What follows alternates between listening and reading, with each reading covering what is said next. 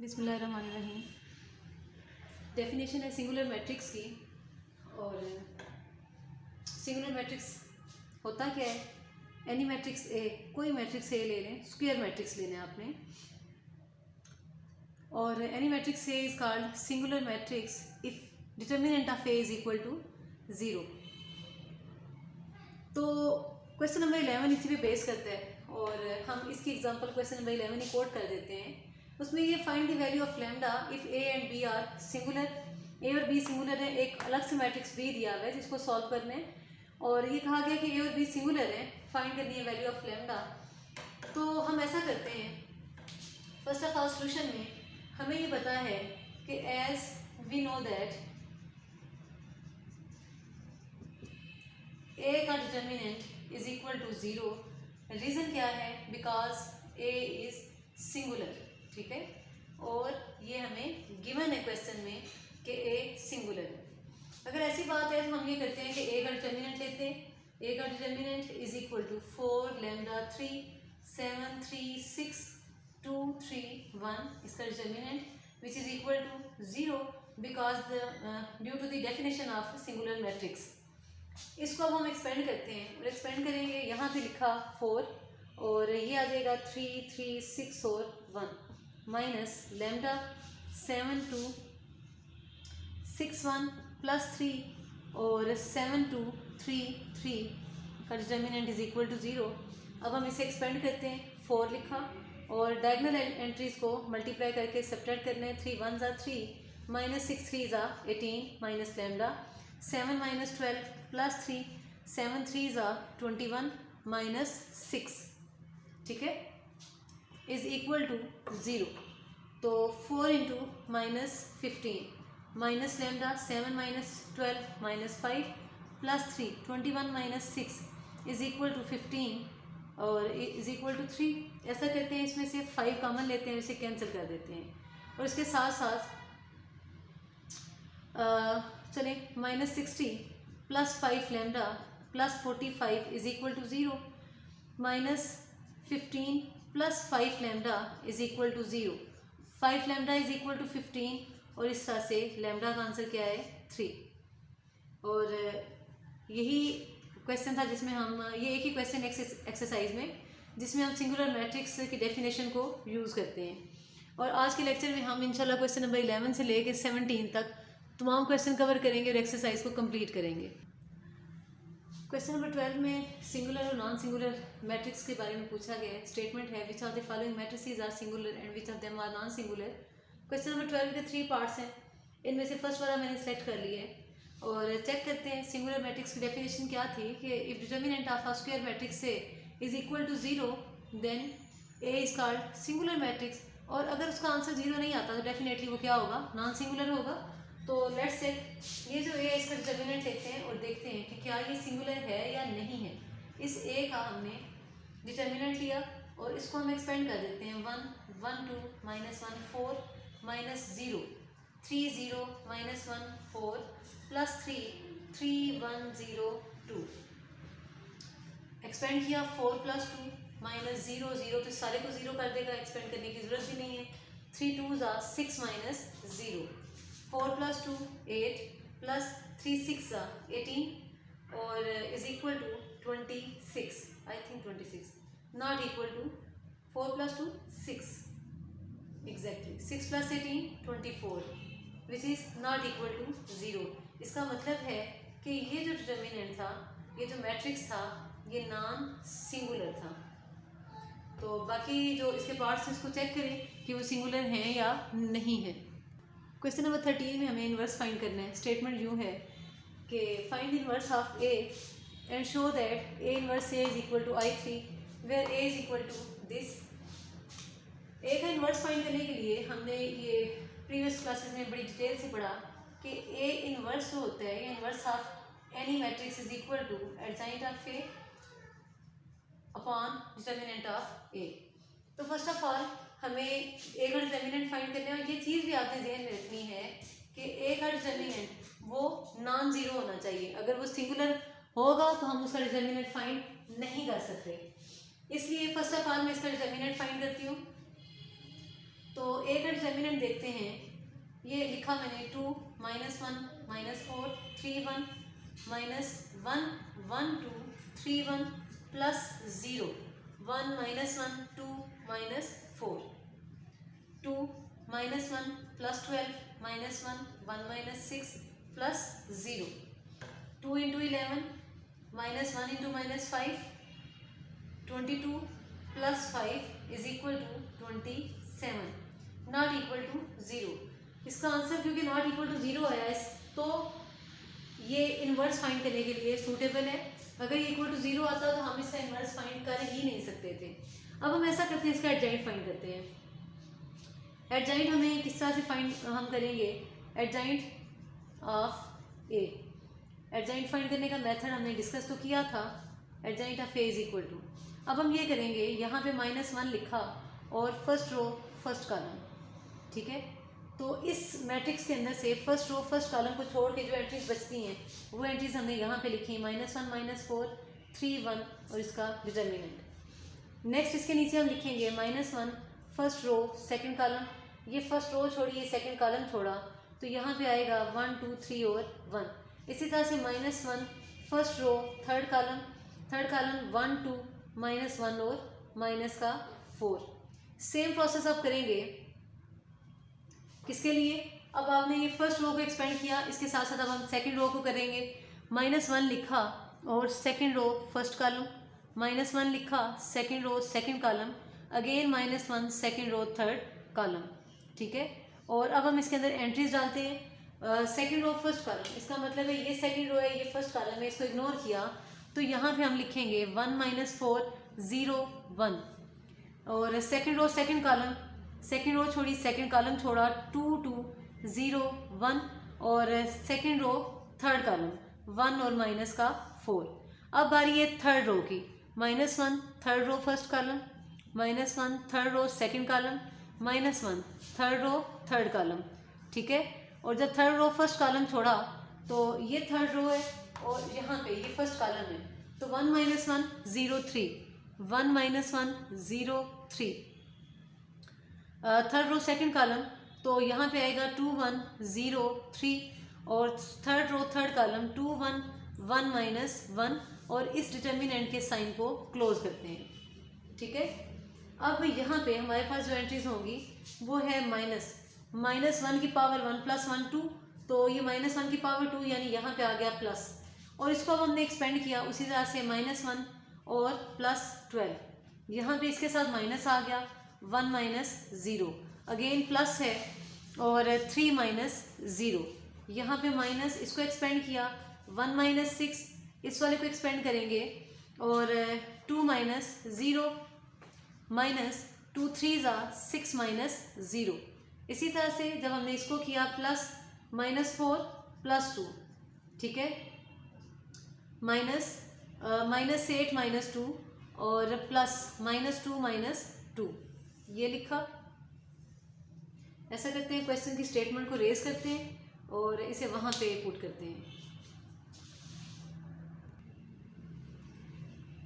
-1 + 12 11, यहाँ पे हम लिखेंगे 11 -1 और इसके साथ क्या है 3।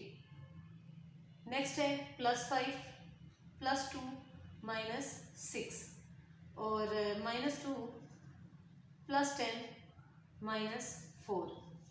This is equal to adjoint of A, adjoint of A. और ए का जो डिटर्मिनेंट हमने फाइंड किया हुआ था वो था ए का डिटर्मिनेंट इज इक्वल टू 27। हमें चाहिए inverse of A is equal to adjoint of A upon determinant of A. तो इसे हमने लिखा 1/27, ये डिटर्मिनेंट लिखा। अब हम ए की वैल्यू पुट करते हैं 11 -1 3 5 2 -6 -2 10 -4 और ये जो 27 है इसके अंदर मौजूद हर एक एंट्री पे हम अलग अलग डिवाइड कर देंगे। 5/27 2/27 -6/27 -2/27 10/27 -4/27। This is equal to inverse of A. इसी क्वेश्चन का नेक्स्ट पार्ट था, ये था कि हमने प्रूव करना है कि A inverse A is equal to I3। अब आप लोग ये करेंगे कि ये ए इनवर्स का आंसर है, इसको आपने वापस एक से मल्टीप्लाई करना है और आपके पास I3 बनेगा। I3 is the identity matrix of 3 rows and 3 columns. Question number 14 में हमें ये प्रूव करना है कि A B inverse is equal to inverse of B into inverse of A. तो जब ए बी का होल इनवर्स है is equal to B inverse A inverse है, फर्स्ट ऑफ ऑल तो हमें ए बी का होल इनवर्स प्रूव करना है, तो ए बी का प्रोडक्ट चाहिए। ठीक, तो लेफ्ट हैंड साइड अगर हम लें और हमें चाहिए क्या, ए बी का होल इनवर्स, ए बी का इनवर्स, तो हम ए बी फाइंड करते हैं। ये चीज़ मुझे फाइंड करनी है। ए बी के लिए पहले मैंने ए लिखा 1 2 -1 0 इंटू बी -3 1 4 -1। अब हम इनका प्रोडक्ट लेंगे। प्रोडक्ट का मेथड वही होगा कि हम रो को मल्टीप्लाई करेंगे कॉलम के साथ, ठीक है। और इसको मल्टीप्लाई किया -3 + 8 1 -2 +3 + 0 -1 -0, तो ये इक्वल होगा 5 -1 3 -1 is equal to A B. हमें चाहिए ए बी का इन्वर्स, तो फर्स्ट ऑफ ऑल तो ए बी का डिटर्मिनेंट फाइंड करना होगा। डिटर्मिनेंट ऑफ ए बी, क्योंकि इन्वर्स फाइंड करने के लिए जिस वेक्टर का इन्वर्स होता है उसको चेक करना जरूरी होता है कि वो सिंगुलर है या नहीं है। तो 5 × -1 -3 × -1 -5 + 3 is equal to -2 not equal to 0, so A B is non singular matrix. अब हमें फाइंड करना है एडजॉइंट ऑफ ए बी। तो एडजॉइंट ऑफ ए बी के लिए adjoint of A B, adjoint का मेथड ये होगा एडजॉइंट ऑफ ए बी का कि हमें ए बी का जो प्रिंसिपल डायगोनल है उसकी एंट्रीज को रिप्लेस करना है।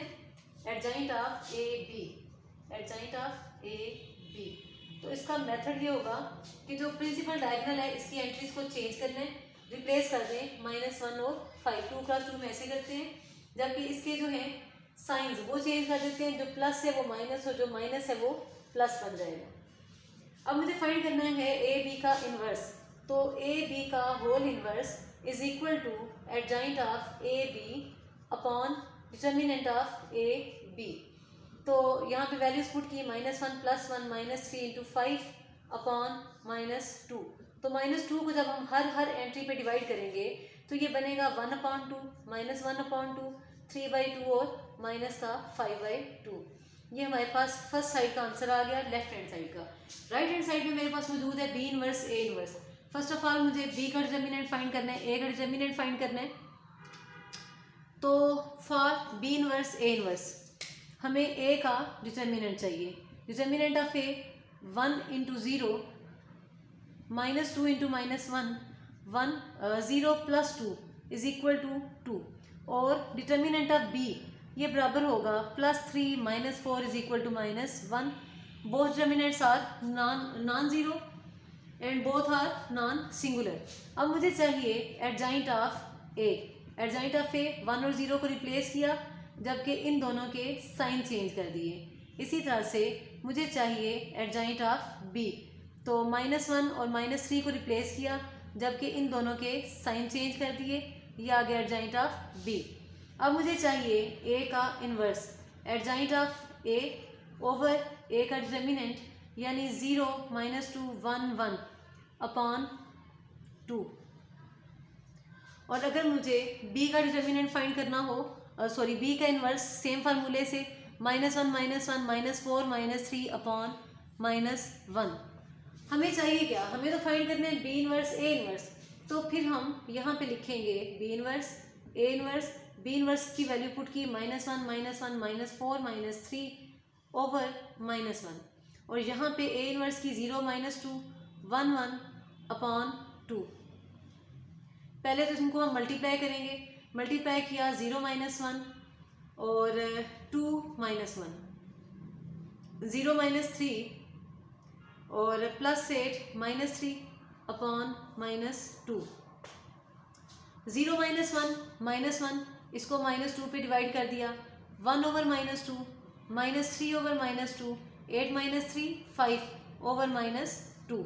जब हम इसे सिंप्लीफाई करेंगे तो आंसर होगा हमारे पास 1/2 -1/2 3/2 और माइनस का 5/2। ये हमारा सेकंड आंसर है। अब आप चेक करें कि ये फर्स्ट आंसर था और ये सेकंड आंसर था, क्या ये दोनों सिमिलर हैं? एग्जैक्टली ये दोनों सिमिलर हैं और यही चीज़ हमें प्रूव करनी थी कि ए बी का whole inverse is equal to product of B inverse and A inverse. Same like question number 15 में हम ए बी का whole transpose is equal to B transpose A transpose ये प्रूव करेंगे। 14 में हमारे पास था inverse of product of A B is equal to B inverse A inverse. तो यहाँ पे भी फर्स्ट ऑफ ऑल हमें ए बी का जो है ट्रांसपोज फाइंड करना है। तो ए बी, ए और बी का पहले प्रोडक्ट, यहाँ पे ए की वैल्यू लिखी 1 - 1 2 0 3 1 और देन हम बी की वैल्यू लिखेंगे। बी की वैल्यू है 1 3 0 और इसके बाद है 1 2 -1, ठीक है। अब हम इनका प्रोडक्ट लेंगे और जब हमने इनका प्रोडक्ट फाइंड किया तो उसका जो आंसर है मैं डायरेक्ट वही लिख रही हूँ और इन दोनों का जो आंसर होगा वो होगा -2 -3 9 और 5, ठीक है। मल्टीप्लाई करके जो आंसर आ रहा है वो यही आएगा। नेक्स्ट हम ऐसा करते हैं कि इनका ट्रांसपोज लेते हैं। तो ए बी का जब हम ट्रांसपोज लेंगे, transpose interchange of rows into columns is known as transpose. तो ये मैंने इसका ट्रांसपोज ले लिया, ये लेफ्ट हैंड साइड का आंसर आ गया। इसी तरह से वो मेरे पास ए और बी मौजूद है और अगर मैं ए का ट्रांसपोज लूँ तो फर्स्ट रो को मैंने फर्स्ट कॉलम में चेंज किया, सेकंड रो को मैंने सेकंड कॉलम बना दिया। इसी तरह से जब मैं बी का ट्रांसपोज लूँगी तो जो फर्स्ट रो है उसको मैंने फर्स्ट कॉलम बना दिया, सेकंड रो को सेकंड कॉलम और थर्ड रो को थर्ड कॉलम बना दिया। अब मुझे फाइंड करना है B transpose A transpose, B transpose A transpose. उसके लिए पहले मैंने बी ट्रांसपोज की वैल्यू पुट की, देन मैं क्या करूँगी ए ट्रांसपोज की वैल्यू पुट करूँगी 1 0 -2 3 2 और 1 और जब मैंने इन दोनों को मल्टीप्लाई किया तो मल्टीप्लाई करके मेरे पास जो इसका आंसर आएगा वो यही होगा -2 9 -3 और 5। ये हमारे पास equal to left hand side, left hand side का भी यही आंसर था जो इसका आंसर आया और यही चीज़ हमें प्रूव करनी थी। इसके साथ क्वेश्चन नंबर 16 है और क्वेश्चन नंबर 16 की स्टेटमेंट में लिख रही हूँ if a is equal to 2 - 1 3 1 we have to show that a inverse का transpose is equal to a transpose का होल इनवर्स। तो फर्स्ट ऑफ ऑल मुझे a इनवर्स का ट्रांसपोज चाहिए, तो a इनवर्स का ट्रांसपोज लेने के लिए मुझे a इनवर्स फाइंड करना पड़ेगा और a इनवर्स क्या होता है? Adjoint of a over a का डिटर्मिनेंट। तो फर्स्ट ऑफ ऑल हम ऐसा करते हैं, a का डिटर्मिनेंट फाइंड करते हैं 2 × 3 2 × 1, ठीक है। 2 × 1 -3 × -1 क्या आ जाएगा 2 + 3 = 5 और इसी तरह से अब मुझे चाहिए एडजॉइंट ऑफ ए और एडजॉइंट ऑफ ए क्या होगा, इन दोनों को इंटरचेंज कर दिया और 3 और 1 जो है इनके साइन चेंज कर दिए, यहाँ पे -3 लिखेंगे। अब हमें चाहिए ए का इन्वर्स, तो inverse of A is equal to adjoint of A upon A का डिटर्मिनेंट 1 1 -3 2 ओवर 5, ठीक है। 5 को हम ऐसे साइड पे लिख लेते हैं 1/5 और अब हम ऐसा करते हैं कि 5 को अंदर मौजूद हर एंट्री पे डिवाइड कर देते हैं 1/5 1/5 -3/5 और 2/5, ठीक है। ये तो आ गया ए इनवर्स, जबकि मुझे क्या फाइंड करना है, मुझे तो फाइंड करना है ए इनवर्स का ट्रांसपोज। तो अब मैं ऐसा करती हूँ कि इसी ए इनवर्स का ट्रांसपोज लेती हूँ, तो ये बन जाएगा 1/5 1/5 -3/5 और 2/5, ये फर्स्ट साइड का आंसर। अब मैं इसकी राइट हैंड साइड लेती हूँ जहाँ पे है ए ट्रांसपोज का इन्वर्स, तो ये मेरे पास मौजूद था ए, तो ए का मैंने ट्रांसपोज लिया, यहाँ पे हम लिख लेते हैं राइट हैंड साइड, ठीक है। ए ट्रांसपोज 2 - 1 3 and 1 और अब मुझे ए ट्रांसपोज का डिटर्मिनेंट चाहिए क्योंकि मैंने इसका इन्वर्स लेना है। यह आएगा 2 × -3, तो ये बन गया +5 which is not equal to 0। अब मुझे चाहिए एडजॉइंट ऑफ ए ट्रांसपोज यानी 1 2 -3 and +1।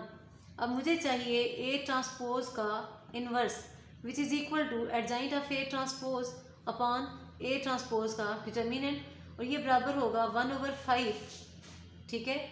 1 -3 1 और 2, इस 5 को अंदर मौजूद हर एंट्री पे अगर मैं डिवाइड कर दूँ तो ये कुछ यूँ बनेगा 3/5 2/5 और ये मेरे पास सेकंड आंसर है। अब अगर हम चेक करें तो ये फर्स्ट और सेकंड दोनों आंसर सेम है, और यही चीज़ हमें प्रूव करनी थी। लास्ट क्वेश्चन करते हैं, क्वेश्चन नंबर 17 की स्टेटमेंट है if A and B are non singular then show that A B का whole inverse is equal to B inverse A inverse. ये ऑलरेडी हम कर चुके हैं, वहाँ पे हमारे पास ए और बी की वैल्यू मौजूद थी, तो इसको हमने जनरलाइज फॉर्म में करना है। तो आप रेंडमली कोई सी भी ए और बी की वैल्यूज ले लें, A11 A12 ले लें और इसको प्रूव करें। इसी तरह से आपको इसका सेकंड पार्ट मुझे प्रूव करना है कि ए इनवर्स का whole inverse is equal to A.